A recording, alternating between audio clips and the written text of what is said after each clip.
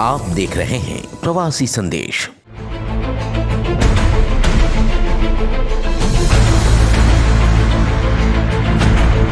मुंबई के कांजूर मार्ग metro car shed बनाने को लेकर बॉम्बे हाई कोर्ट ने रोक लगा दी है। कांजूर मार्ग को लेकर पूर्व मुख्यमंत्री और नेता प्रतिपक्ष देवेंद्र फडणवीस की अदालत के आदेश पर प्रतिक्रिया। सौनिक समिति की रिपोर्ट बहुत स्पष्ट है। आरे में मेट्रो कार शेड बनाने पर पर्यावरण को कोई नुकसान नहीं पहुंचेगा। समिति ने अपनी रिपोर्ट में इस बारे में स्पष्ट रूप से उल्लेख किया था। यह सिर्फ और सिर्फ कि मौजूदा सरकार के अहंकार के कारण कांजूर मार्ग में कार शेड स्थापित करने का निर्णय लिया गया। सुप्रीम कोर्ट ने आपको आरे की जगह दी है। अगर हम आरे में काम करते हैं तो हम 2021 तक मुंबई करों को मेट्रो दे सकते हैं। इसलिए अहंकार छोड़ो और तुरंत आरे में काम करना शुरू करो। हम कोई आलोचना नहीं करेंगे। कुछ अधिकारियों ने देखा कि मुख्यमंत्री ने यह निर्णय अहंकार से लिया था। ये मैंने कल भी विधानसभा में ये कहा था कि जो मेट्रो का कार शेड है, इसको आरे में कार शेड तैयार करने के लिए हाई कोर्ट ने, ग्रीन ट्राइब्यूनल ने और सुप्रीम कोर्ट ने मान्यता दी। उसके बाद वहां काम शुरू हुआ। 100 करोड़ रुपए का काम वहां हो चुका है। ऐसे समय मात्र अपने ईगो के लिए राज्य सरकार ने कार शेड को कांजूर में ले जाने का फैसला किया। हमने बताया था कि कांजूर की जो लैंड है वो डिस्प्यूट में है, क्योंकि पहले हम भी ये प्रयास कर रहे थे कि क्या कांजूर में हम उसको कर सकते हैं। चूंकि यहाँ पर उस समय झाड़ कटने थे, तो उस समय 9 महीने तक उसके ऊपर फैसला नहीं हो पाया। और उस समय चीफ जस्टिस के कोर्ट ने हमको ये कहा था कि आप 3000 करोड़ रुपया यहाँ पर भरिए, उसके बाद हम फैसला करेंगे। प्राइवेट ओनर ने भी उसके ऊपर क्लेम किया था और आपको वो जमीन मिलेगी। और इसलिए वापस हम लोगों को फैसला करना पड़ा। और उसके बाद ही सुप्रीम कोर्ट के निर्णय के बाद आरे में कार शेड का निर्माण शुरू हुआ था।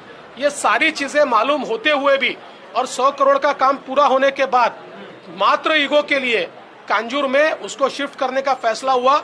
आज हाई कोर्ट ने जो फैसला दिया है, मैं ऐसा मानता हूं कि एक प्रकार से राज्य सरकार को एक बहुत बड़े पैमाने पर एम्बैरेसमेंट है। एम्बैरेसमेंट राज्य सरकार को आई है। और हाई कोर्ट ने स्पष्ट शब्दों में कहा है कि जो कलेक्टर ने ऑर्डर पास किया था उसको हम स्टे करते हैं, ऑर्डर ठीक नहीं है। और ये भी कहा है कि वहां राज्य सरकार कोई भी काम नहीं कर सकता। तो एक प्रकार से एक बड़ा एम्बैरेसमेंट केवल ईगो के लिए राज्य सरकार को सहना पड़ा है। और मैं तो वापिस कहना चाहता हूं, कल भी मैंने इसी सरकार ने जो एक एक्सपर्ट कमेटी तैयार की थी, उसका रिपोर्ट भी कल मैंने हाउस में दिखाया। जो रिपोर्ट साफ ये कहता है, अगर कांजूर मार्ग में ये डेपो जाता है तो 5000 करोड़ रुपए का अतिरिक्त बोझा उसके माध्यम से पड़ेगा। और इतना ही नहीं, तो जो 2021 में मेट्रो मिल सकती है, वो मेट्रो 2024 तक नहीं मिलेगी।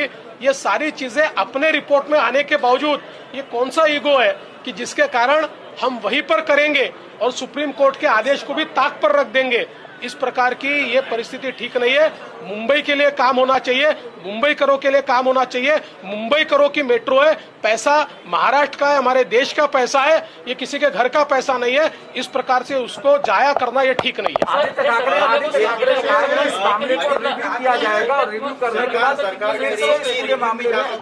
देखिए, आदित्य ठाकरे युवा है, नए नए मंत्री बने। हमारी अपेक्षा उनसे ये है कि उन्होंने जनहित में काम करना चाहिए, हमारे प्रदेश के हित में काम करना चाहिए। और सबसे बड़ी बात, जो युवा होते हैं, पढ़े लिखे होते हैं, उन्होंने कम से कम रिपोर्ट्स को पढ़कर बात करनी चाहिए। उनके ही सरकार ने 4 लोगों की कमेटी तैयार की थी, अकेले सौनिक उसके हेड थे। ये 4 लोगों की कमेटी ने दिया हुआ रिपोर्ट अगर वो ठीक से पढ़ेंगे तो ऐसी बात वो नहीं करेंगे।